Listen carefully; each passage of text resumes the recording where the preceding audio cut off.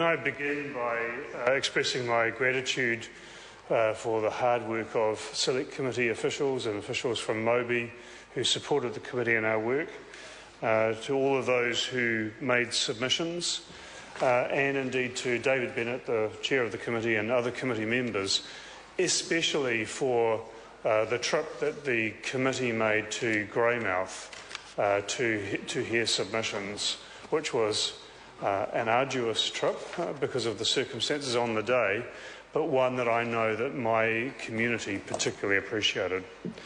The Green Party will again be supporting this bill at second reading, but doing so disturbed by the failure of government to grasp the opportunity that existed in a wholehearted way to meet this challenge.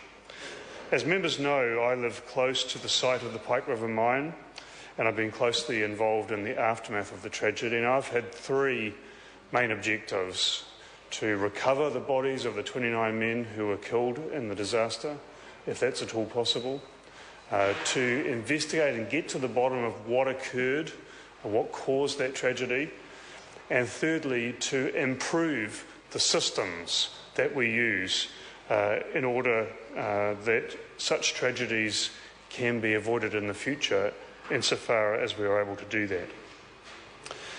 As Damien said, as we sit here in the House today debating this bill, a helicopter clatters over the mine site on the coast doing the preparatory work to begin a recovery operation.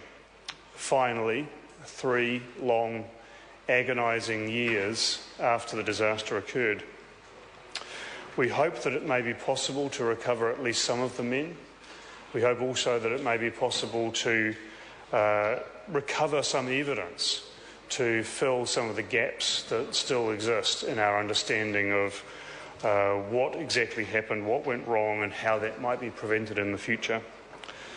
I call on the House to consider what we owe those men and their families, and to live up to those responsibilities. The Royal Commission of Inquiry met its responsibilities and can be well satisfied with a truly excellent job. But what of us in this House? With the honourable exception of the brief period when the Honourable Chris Finlayson acted as the Minister of Labour, the government has dragged the chain and, I believe, shamed the House at every point. First of all, John Key tried to defend the government's performance on mine safety, saying that our standards were no less than those in Australia, and that our safety record was very good.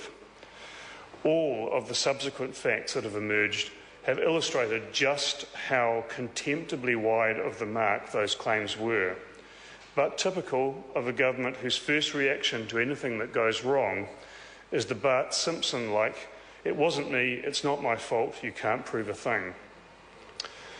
Then to restore the Mines Inspectorate to more than a pathetic capacity with a high hazards unit took literally months and months of determined pressure on the former Minister of Labour, even though that was a measure that had near unanimous endorsement from everyone except the government. The government's next stall was on review of legislation and regulation, something else that should have been an absolute no-brainer. Though to give Kate Wilkinson some credit, she did set up a genuine process, and she did seek to inform and involve opposition parties.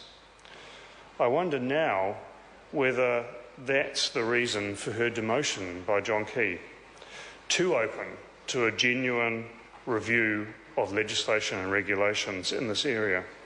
I was certainly astonished when the Prime Minister, in response to my questions in the House, indicated that, contrary to the conclusions of the Royal Commission and the Honourable Chris Finlayson, he did not accept that deregulation had played a crucial role in creating the environment where the Pike River disaster could occur. In fact, the Prime Minister demonstrates his adherence to the same discredited neoliberal agenda that caused the problem in the first place. Experienced miners and mine safety experts are warned, where they were extremely clear at the time, that the Bill Birch, Max Bradford theory that the state should just leave private companies to get on with health and safety would lead to deaths in mine disasters, and they were right.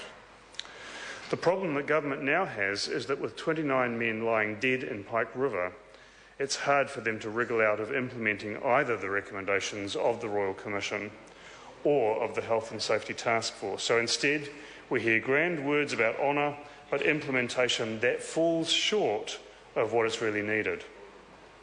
This is a government that is still committed to the neoliberal agenda.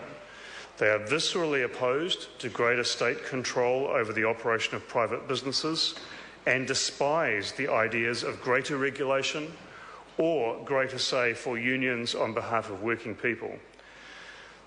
Working people are just supposed to be a labour input into the firm.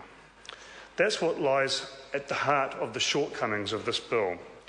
It does many good things but falls well short of what is required, and I have addressed some of the main points in my minority view in the Select Committee report. For example, officials struggled to explain why a representative tripartite structure was not adopted for the Board of WorkSafe New Zealand. I don't recall a single submission opposing it, and there was certainly plenty strongly endorsing it from both unions and business leaders. It was recommended very strongly by the task force. Actually, the reason it's not in this bill has nothing to do with rational analysis of the submissions and everything to do with a government that is strongly opposed to tripartitism, with its implications of shared power and shared accountability with business and especially with working people. This central flaw is compounded by giving the board powers that fall short of those recommended by the task force and fall short of giving WorkSafe adequate teeth to deal with employers who are not persuaded to meet their legal health and safety duties. Indeed, as I said in my minority review, the functions in this bill are a pretty good description of the way that the Department of Labour mines inspectors went about their job at the time of the Pike River disaster, which resulted, of course, in catastrophic failure to detect and correct the many and glaring faults in the systems of Pike River Coal Limited. I'm also deeply disturbed that the government has caved in response to pressure from quarrying companies and narrowed the scope of operations covered by the reinstatement of the triangle of safety set out in Part 2 of the bill.